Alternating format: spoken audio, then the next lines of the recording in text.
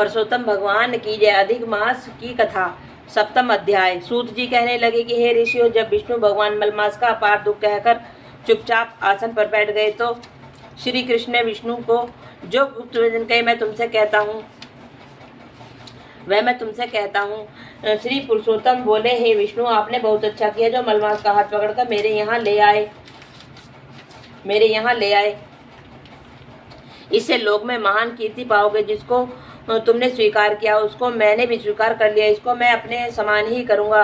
गुण कीर्ति ऐश्वर्य पराक्रम भक्तों को वरदान, मेरे समान सभी गुण इसमें होंगे। जैसे मैं लोक में प्रसिद्ध हूँ वैसे ही यह भी पुरुषोत्तम नाम से विख्यात होगा। जो गुण मुझमें हैं वही मैंने इसको दिए हैं। हे जनार्दन, तुम्हारी प्रसन्नता के लिए मैंने अपने सभी गुण इसको दे दिए। यह पुरुषोत्तम के नाम से जगत में विख्यात होगा और मेरे समान होकर सब मासों का स्वामी होगा। यह जगत को पूज्य, जगत के नमस्कार करने योग्य होकर पूजनीय होगा और पूजने वालों का दुख दरिद्रता का नाश करेगा। सब नाश इच्छा वाले हैं, मैंने इसको इच्छा रहित किया। मनुष्यों को मोक्ष देने वाला अपने बराबर मैंने इसको किया। जो कोई इच्छा रहित या इच्छा वाला इसको पूजेगा वह अपने किए कर्मों को भस्म करके निसंशय मुझको प्राप्त होगा। हे गरुड़ध्वज, महाभाग्यशाली यति ब्रह्मचारी महात्मा निराहारी भी मेरे परम स्थान को प्राप्त नहीं होते, परंतु पुरुषोत्तम के भक्त मास भर में जन्म मृत्यु से रहित हो बिना परिश्रम के ही हरि के पद को पा सकते हैं। सब साधनों में श्रेष्ठ, सब काम तथा अर्थ को देने वाला यह पुरुषोत्तम मास स्वाध्याय योग्य है। जैसे हल से बोए हुए बीज करोड़ों गुना बढ़ते हैं वैसे ही पुरुषोत्तम मास में किया हुआ पुण्य कोटि गुना बढ़ता है।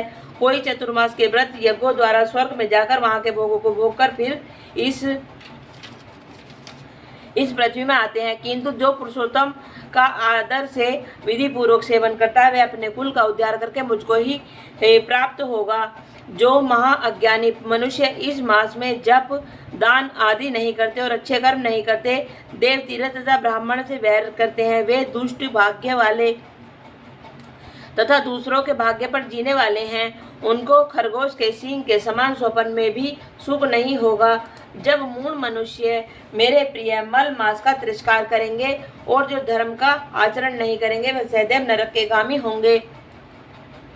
जो पुरुषोत्तम के निमित्त 3 वर्ष में धर्म का आचरण नहीं करते वे कुंभी पाक आदि नरकों में पड़ते हैं। जो अज्ञानी पुरुष स्त्री पुरुष पौत्र आदि के बंधन में फंसा रहता है वह अज्ञानी दुख रूपी दावानल में पड़ा रहता है।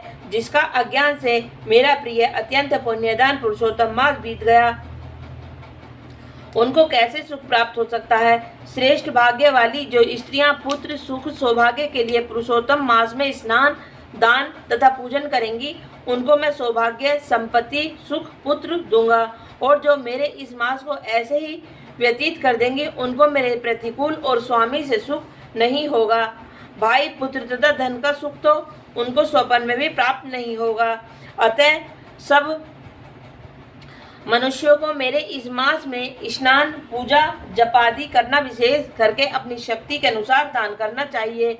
जिसने भक्ति और श्रद्धा से पुरुषोत्तम मास में मेरी पूजा की वह धन तथा पुत्र का सुख भोग कर अंत में मेरे गोलोक में वास करेगा। मेरी आज्ञा से सभी मनुष्य मल मास को पूजेंगे। मैंने सब मासों में उत्तम इसको किया है, इसलिए हे रमापते तुम चिंता छोड़कर पुरुषोत्तम मास को लेकर बैकुंठ को जाओ।